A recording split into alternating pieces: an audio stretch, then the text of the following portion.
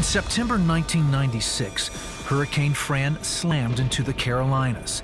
In the storm's aftermath, Georgia power worker Rick Moncrief was assigned to clear downed power lines in North Carolina. He was on a rooftop trying to free a trapped wire when it snapped. He fell backwards 17 feet and landed headfirst on the concrete driveway. He was flown to Duke Medical Center. His wife, Donna, was told to prepare for her husband's funeral. I felt a lot of fear, and I felt concern, and I had every scenario going through my brain. How am I going to raise 3 daughters by myself? I'm too young to be a widow. You name it, those kind of thoughts came through my head. Rick had several broken ribs, and his brain was hemorrhaging. 10 minutes after he arrived at the hospital, he slipped into a coma. He was hooked up to a breathing machine and all kinds of machines. And so I just looked at him, you know, I was like, I was in shock, I think. I couldn't believe that he was laying there. And the doctors were just saying that it was a wait and see game, they didn't know.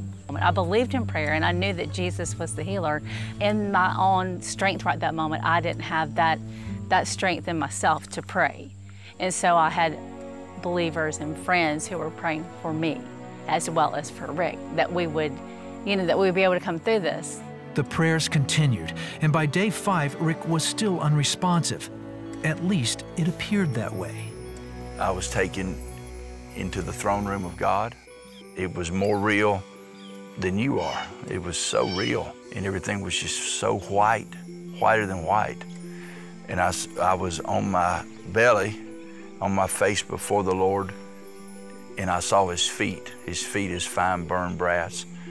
I didn't see his face. But he asked me, what do you want to do?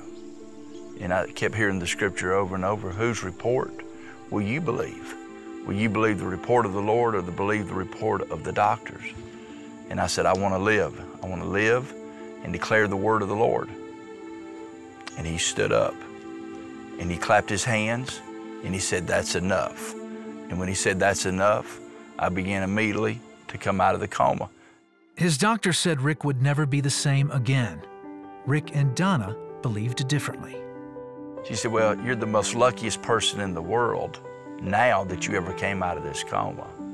And you recovered from this fall a little bit, but it'll be 60 months minimum, which is 5 years, before you will ever be 40% back. And I told her, I said, no, ma'am. I said, I don't mean any disrespect at all to you, but I said, it's not going to take that long. The Lord's going to do a quick work. During rehab, Rick says he read Psalms in the Bible, and he and Donna joined their friends and family in prayer. I was believing for the healing, and my friends were believing for the healing, because we believe by his stripes we are healed. Each day, his health improved, and after just 27 days of rehab, Rick had a 95% recovery. When I came back to work at the power company in the early part of 1997, I came back to work full duty.